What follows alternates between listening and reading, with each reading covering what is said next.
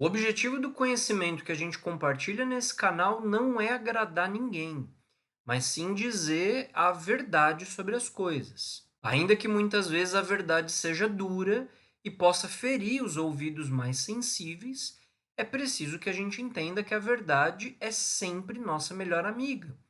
Como dizia o Sócrates, é melhor a verdade que fere do que a mentira que agrada. Amar uma mentira, proteger uma mentira porque ela é agradável, porque essa mentira passa a mão na nossa cabeça e nos protege, se chama auto-engano. E o auto-engano é uma das piores coisas que podem acontecer com uma pessoa. Auto-engano é a gente ter a meta de chegar a um lugar X, no norte, por exemplo, mas eu estou caminhando por uma estrada que vai em direção ao sul. Eu realmente acredito que eu estou caminhando em direção ao meu destino, mas a verdade é que eu estou caminhando na direção oposta, no sentido contrário, e a cada passo que eu dou, eu fico mais longe do meu destino, não mais perto. E aí eu pergunto a você, o que é melhor para gente? Seguir caminhando e cantando ali, iludido, acreditando que eu estou no caminho certo, alegre e saltitante, mas vivendo uma fantasia? Ou é melhor passar pelo choque da realidade, pela crise, pelo mau humor de descobrir que a gente andou muitos quilômetros pela estrada errada, mas agora tem a oportunidade de andar na direção certa? O que é melhor? Imagine que você está viajando de carro e entra numa cidade onde você nunca esteve, você está perdido na cidade, quer voltar para a estrada para poder continuar a sua viagem, você prefere continuar andando ali naquela cidade perdido ou quanto antes alguém te der a informação correta é melhor? É evidente que a verdade é sempre melhor. A verdade é a nossa melhor amiga. Ainda que na maioria das vezes a verdade seja dura para nós, porque ela sempre nos convida a nós nos corrigirmos. A mentira, ela sempre nos afaga. Ela permite que a gente continue sempre como a gente é. E a verdade, por outro lado, ela nos convida a nós corrigirmos a nós mesmos, a aceitar falhas, a assumir erros. E as pessoas que realmente se desenvolvem na vida, que se tornam seres humanos melhores, todas elas possuem uma mesma característica. São pessoas que estão abertas ao aprendizado, abertas para melhorarem e para buscarem a cada dia ser um pouco melhores. Pessoas medíocres são justamente as pessoas que estão cheias de certeza e que não querem mudar nem a tiro de canhão. E uma das verdades duras que nós nos vemos na obrigação de compartilhar aqui é o seguinte: a esmagadora maioria daqueles que se dizem cristãos simplesmente não o são. Acreditam ser cristãos, acreditam sinceramente tá trilhando essa estrada chamada cristianismo, com o objetivo de chegar a esse destino chamado Cristo, a essa dádiva imensurável chamada vida eterna e reino do Pai. No entanto, são caminhantes de uma estrada errada. Elas estão indo na direção ao sul quando era para ir para o norte. E simplesmente não vão chegar ao destino que acreditam que vão chegar. E é melhor descobrir agora, recalcular a rota e caminhar na direção certa do que seguir iludido e depois se arrepender mais tarde quando já é tarde demais. Meus amigos, o cristianismo é a maior religião do mundo. Tem aí cerca de 2,4 bilhões de seguidores. No entanto, ainda que seja muito grande em número, uma enorme tristeza, eu tenho que dizer que as pessoas que poderiam realmente ser consideradas cristãs é uma parcela ínfima, é minúscula desse mar de pessoas. A esmagadora maioria, mais de 99%, se diz cristã, mas simplesmente não é. A maior parte dos que se dizem cristãos, infelizmente, terão de escutar essas palavras duríssimas que a gente encontra em Mateus. Muitos me dirão naquele dia: Senhor, Senhor, não profetizamos em teu nome? E em teu nome não expulsamos demônios? E em teu nome não fizemos muitas maravilhas? E então lhes direi abertamente: Nunca vos conheci, apartai-vos de mim, vós que praticais a iniquidade. E infelizmente, quando a gente escuta isso, automaticamente a gente já pensa nas outras pessoas. Sim, é verdade. Muitos ficarão de fora. Eu não, lógico. E é preciso compreender, minha gente, que isso é auto-engano. São 99% de chances que sejamos nós um dos que vão escutar essas palavras. E por que que a esmagadora maioria dos que se dizem cristãos em verdade não são cristãos? Porque foi contada uma enorme mentira à humanidade. E a humanidade adora essa mentira. A mentira que basta você dizer, eu acredito no Cristo e pronto. Você está automaticamente salvo, perdoado, livre de pecados, porque Jesus morreu por você na cruz. Ou seja, você pode ser um criminoso, uma prostituta, um corrupto, ladrão, traficante, promíscuo ou promíscua, pode idolatrar o mundo e os valores do mundo o quanto você quiser, a cobiça, a vaidade, os vícios todos, faz o que você quiser, desde que em algum momento da vida, pode ser inclusive já no leito de morte, você diga, eu acredito e aceito Jesus. Pronto.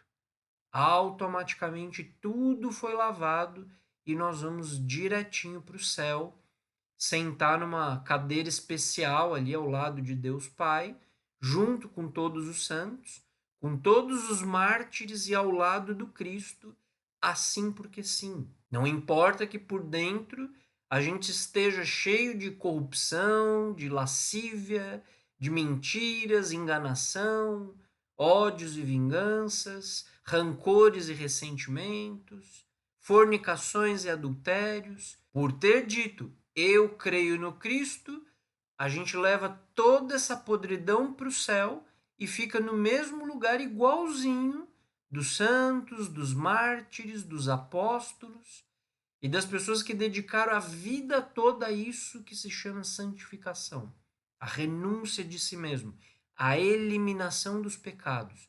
Minha gente, se fosse assim, para começar, a gente transformaria o céu no inferno, porque a gente levaria o mal para o céu. Se fosse assim, qual seria o sentido da vida que os santos viveram?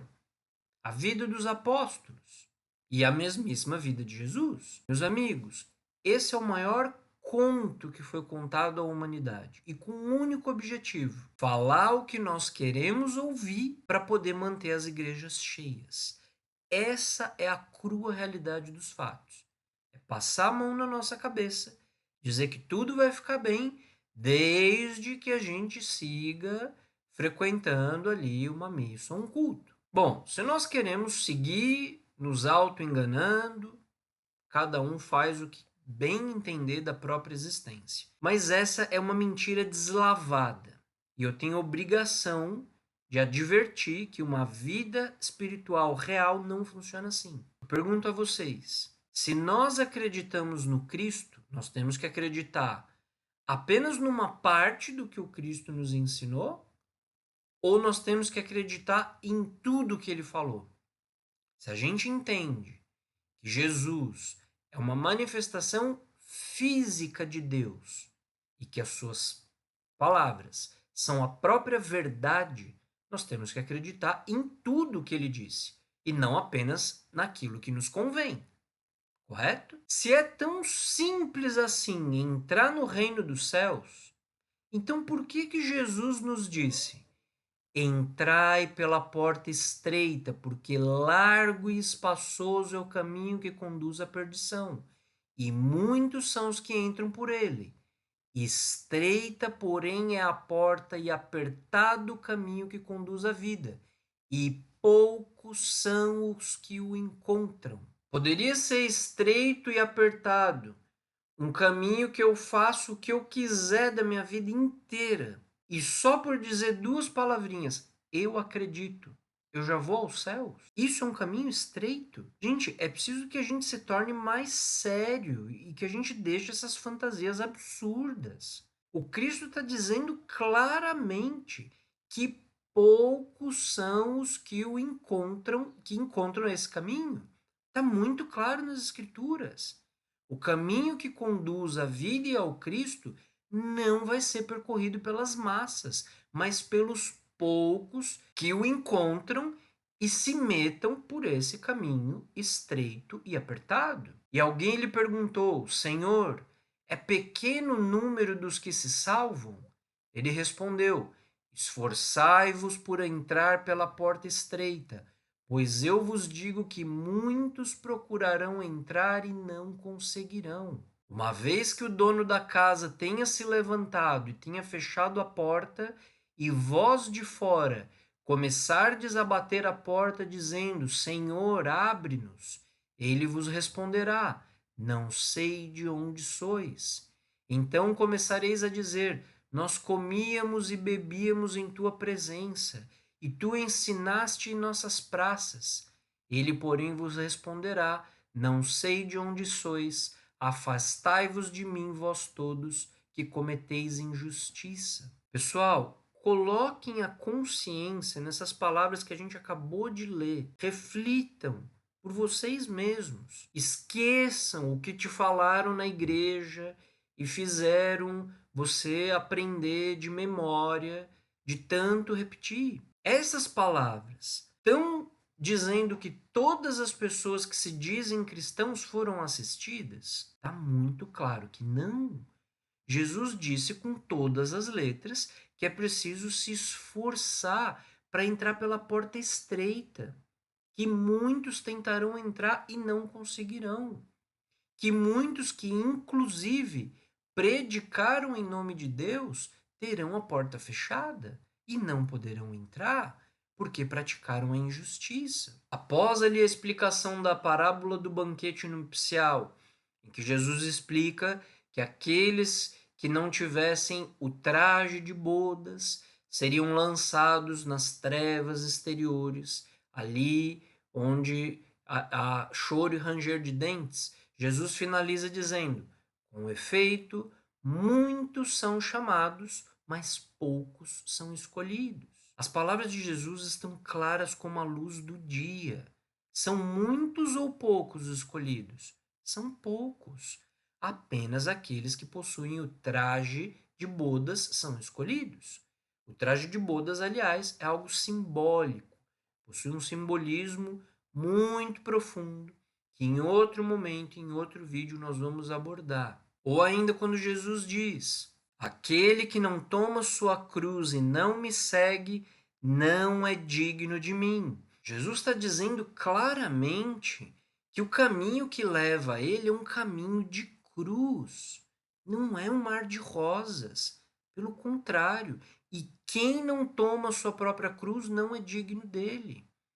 De onde foi que esses líderes religiosos tiraram a ideia absurda que basta falar, eu acredito, eu aceito Jesus e essa pessoa está salva? Isso é uma blasfêmia, uma absoluta distorção da palavra do Cristo. As multidões acreditam que seguir ao Cristo significa dizer eu creio, frequentar uma missa ou culto e fazer o bem. E simplesmente não é. As massas estão fascinadas pela ideia de que fazer o bem nos leva direitinho ao céu.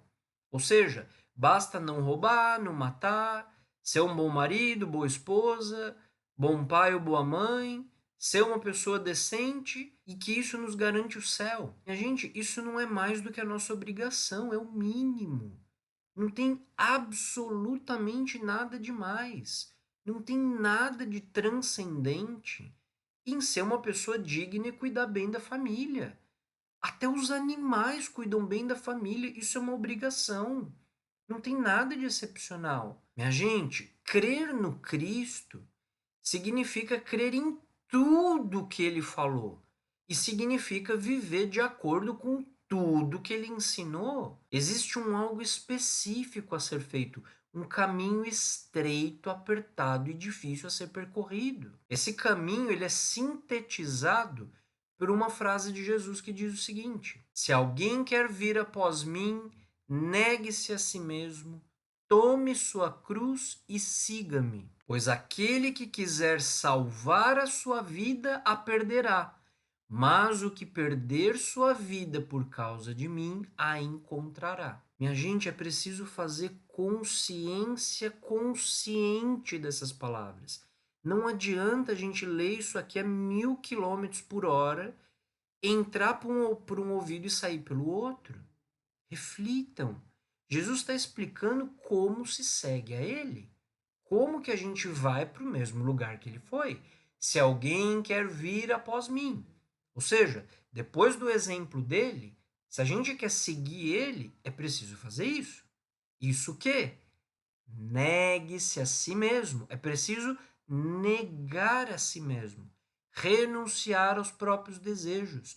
Morrer em nós mesmos. Quem aí está negando a si mesmo? Que nós vemos cada dia mais e mais, é todo mundo afirmando a si mesmo. Minhas vontades, minha visão, minha vez, meu ponto de vista, meus direitos, meus privilégios. Negar a si mesmo significa corrigir a si mesmo, renunciar aos defeitos que nós carregamos. Todos nós somos ira, rancor, cobiça, inveja, luxúria, vaidade, gula, amor próprio, ressentimentos, fofocas, calúnias. Nós somos isso. Nós carregamos isso dentro. Isso se chama ego, se chama mim mesmo. Isso precisa morrer. Nós precisamos negar o que nós somos, morrer no que nós somos, passar por uma morte de cruz para poder chegar à ressurreição e à vida eterna. Essa morte precisa ser uma morte de cruz. A cruz é um símbolo sexual, é a união de duas polaridades, masculina e feminina. Queiramos acreditar ou não, queiramos aceitar ou não, esse é o significado secreto da cruz. A madeira vertical é um símbolo fálico, representa o princípio positivo, masculino. A madeira horizontal é um elemento receptivo, é um símbolo do feminino, da mulher. E ambas unidas, cruzadas, elas formam a união de marido e mulher, unidas pela única energia capaz de gerar vida, que é a energia sexual. É uma energia absolutamente sagrada. E essa energia ela deve ser refinada, transmutada dentro de um matrimônio legítimo. Esse tema é muito profundo e nós explicamos no nosso curso de Cristianismo Primitivo e também no meu livro chamado O Simbolismo Secreto da Bíblia. Os detalhes dessa questão não podem ser falados abertamente aqui no YouTube. Existe um conhecimento secreto dentro da mensagem do Cristo. A Bíblia é um livro simbólico, não é literal. Quer você aceite isso ou não. E o Cristo diz ainda: siga-me. Se nós seguimos ao Cristo, aonde que a gente chega? A uma morte de cruz, morrendo por ele mesmo? Não, morrendo pela humanidade. Isso significa que se nós queremos nos unir ao Cristo, nós precisamos aprender a nos sacrificar pela humanidade. Nós temos que aprender a renunciar aos nossos desejos egoístas, ao nosso conforto, às nossas vontades e facilidades, para poder nos sacrificar pelos demais. Isso significa dar de comer ao faminto, dar de beber ao sedento, dar de vestir ao desnudo e ensinar o que não sabe. Se sacrificar pela humanidade significa deixar de colocar a própria vida como prioridade e passar a colocar a humanidade, os nossos semelhantes, como nossa prioridade. Quanto mais fundo a gente for nisso, mais nós estaremos nos aproximando da natureza do Cristo. Mais os elementos de egoísmo, de cobiça, de inveja, de amor próprio dentro da gente vão sendo queimados. Vejamos como foi a vida dos apóstolos, como foi a vida de uma Madre Teresa de Calcutá, de um São Francisco de Assis, de tantos santos e mártires, e acima de tudo, o maior e mais perfeito exemplo de todos, a vida de Jesus. Ele é o modelo, é o exemplo que nós temos que nos inspirar e seguir. Isso é o caminho que leva ao Cristo, meus amigos. Pois aquele que quiser salvar a sua vida, a perderá. Mas o que perder a sua vida por causa de mim, a encontrará. Portanto, renunciando a si mesmo, carregando a sua própria cruz e se sacrificando pelos demais, é a forma como se vive o ensinamento deixado por Jesus. Isso é cristianismo. Se não tiver dentro disso, não é cristianismo. Não é a mensagem do Cristo. Se nós não estamos lutando para fazer isso, nós não somos cristãos. Sinto dizer, mas nós não somos. Nós acreditamos que somos, mas isso é um auto-engano. As multidões que lotam as igrejas mundo afora, a crua realidade é que frequentam um templo para se sentirem melhores consigo mesmas e para poderem parecer melhores ante os demais. Mas o resto do tempo, cada um está pensando na própria vida, nos próprios interesses e problemas, está pensando em ganhar dinheiro e mais dinheiro, em prosperar financeiramente, no bem-estar dos filhos, nos prazeres, nas viagens. Mas quem está pensando em negar a si mesmo, morrer nos defeitos que carrega? Qual cristão que possui como prioridade de vida corrigir a si mesmo, se arrepender do que carrega dentro de si e seguir ao Cristo? Reflitam com sinceridade nisso por um momento. E o que significa então o Cristo morrer na cruz por nós e assim nos limpar dos pecados? Isso tem dois significados. O primeiro é puramente simbólico. Quando Jesus viveu a sua via cruz, ele estava abrindo o caminho que leva ao Pai para toda a humanidade. Ele estava demonstrando, com seu exemplo prático, em carne e osso, sobre o que é preciso fazer internamente para chegar ao reino de Deus. Morrer em si mesmo, com morte de cruz, se sacrificando pelos demais. Jesus é o padrão de medidas, é o arquétipo do caminho, é a síntese do caminho crístico encarnado numa pessoa. O exemplo maior do que a alma precisa realizar em si mesma para poder conquistar a vida eterna. Esse caminho ele sempre existiu muito antes de Jesus vir ao mundo. Mas esse caminho ele era secreto. Poucas pessoas conheciam esse caminho. Jesus revelou o caminho aos olhos do mundo, em plena luz do dia, para que todos saibam que existe um Deus e que há um caminho para se chegar até Deus, a via crucis. O outro significado é que somente por meio de Cristo nós podemos nos livrar de vez do pecado. A alma sozinha, por si mesma, ela não tem capacidade para vencer toda a ira, toda a luxúria, toda a vaidade, toda a preguiça, todos os medos que ela carrega dentro de si. Só isso que é Deus, isso que é o Cristo, pode interceder por ela e pode livrar ela do pecado por meio da graça de Deus. Mas isso não significa que é o Cristo quem faz tudo e a alma não precisa fazer nada. É só falar, eu acredito, como a gente já explicou amplamente antes. A alma deve lutar com todas as suas forças, se arrepender genuinamente, lutar genuinamente, por isso que se chama santificação.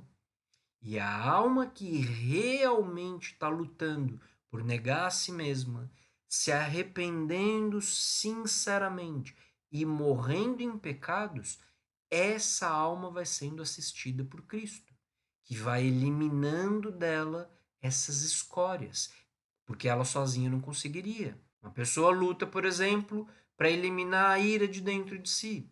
A pessoa é iracunda, sempre nervosa, sempre esmurrando as mesas, sempre brigando e xingando. Essa pessoa precisa primeiro observar a si mesma, ver a ira em ação, reconhecer com humildade que possui ira, que é um poço de ira.